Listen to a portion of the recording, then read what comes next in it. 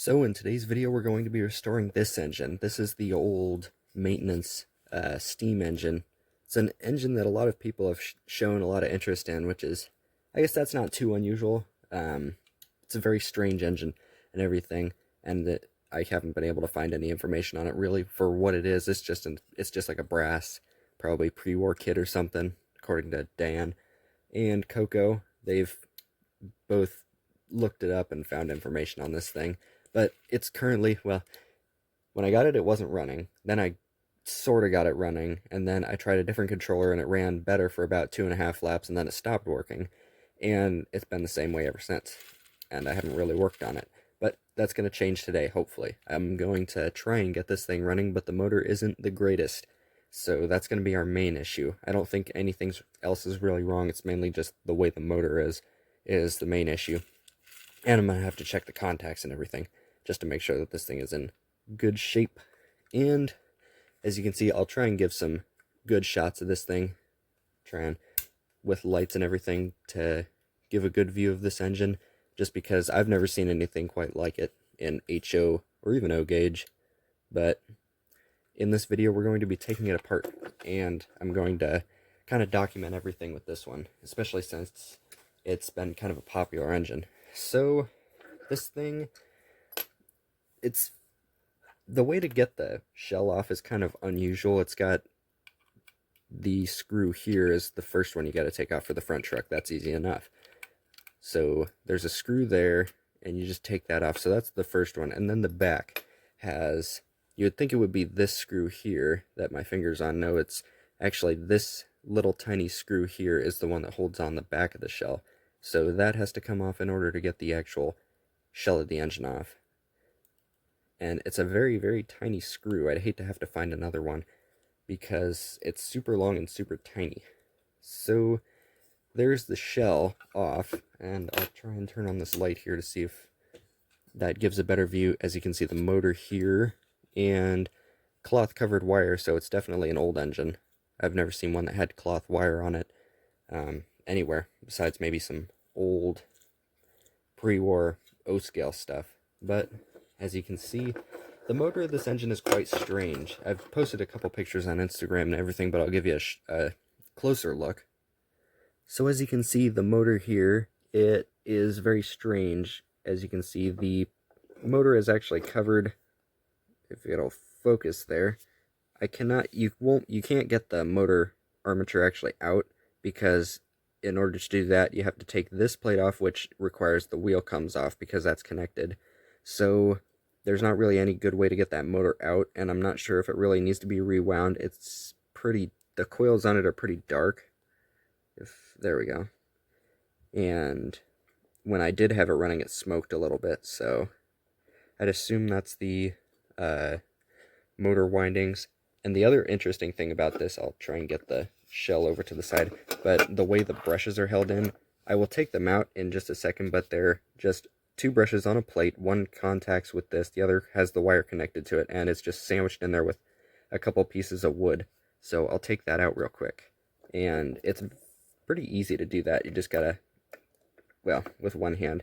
So there's one piece of wood that was holding it in, and then the other one is just this little plate of, I don't even know what that is, kind of fiber material. And then the brushes come out, which is going to be kind of a tricky thing to do, because those are the brushes. It's not actually got brushes, it's just the contacts folded over on themselves, as you can see there.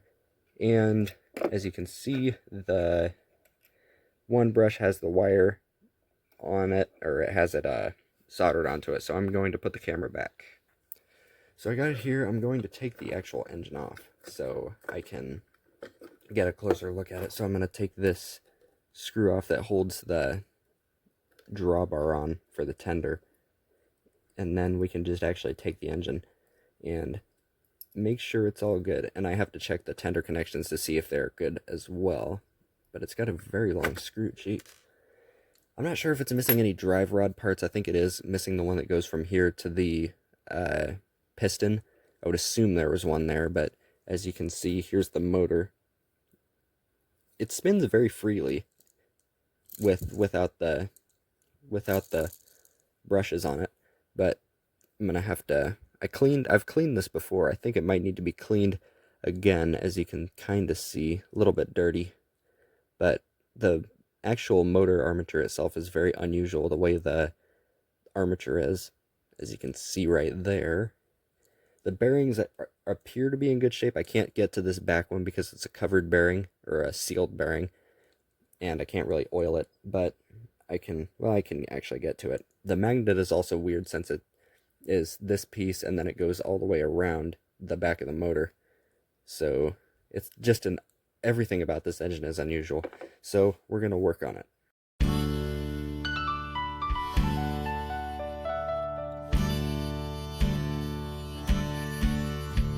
It seems like only yesterday when the very first steamer pulled away. And through the years we've seen it all. Railroad trains both big and small. Mountains, rivers, and diesel trains. Tractors, trucks, and giant... Alright, so this engine is back together. Now, I really hope this works. I'm not sure. I don't really, if I'm going to be honest, I don't have too high hopes for it. But if it does work, I'm not going to run it very often, because I don't think that motor's really in that great a shape, and just because of what it is. Now, a little more backstory on this engine. I didn't really explain it that much. So, if you watched the last video, I uploaded, I did a video on the brass armadillo. One of the vendors that was in there is the one that I got this engine from. So this engine, I got it for 40 bucks, and it didn't say if it ran or not. And I mean, I didn't expect it to, really, for what it is.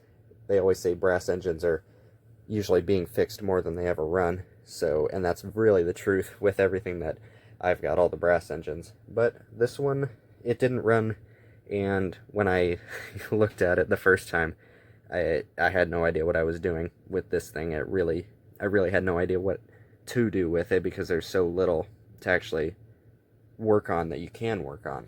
And that was the main problem. It was just nothing I could do really got it to work.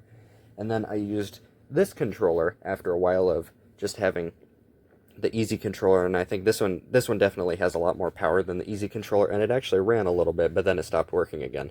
So that it sat for the last month, I'd say, and right now I hope it works. So I'm going to test it with this thing, and if it doesn't work, don't be surprised. If it does, be very surprised. And I heard something. So that's all the way up on the controller. I'm going to try in the different direction. So, hold on. Heard something. I'm hearing short, so something's still short-circuited, I think. Which, I don't know what could be short-circuited. I don't know if there's something in the tender that might be short-circuited, so I might take that apart, or I might try and take the wood out of the tender and see if there's something in the tender, because I think that's what it is. For Pete's sake.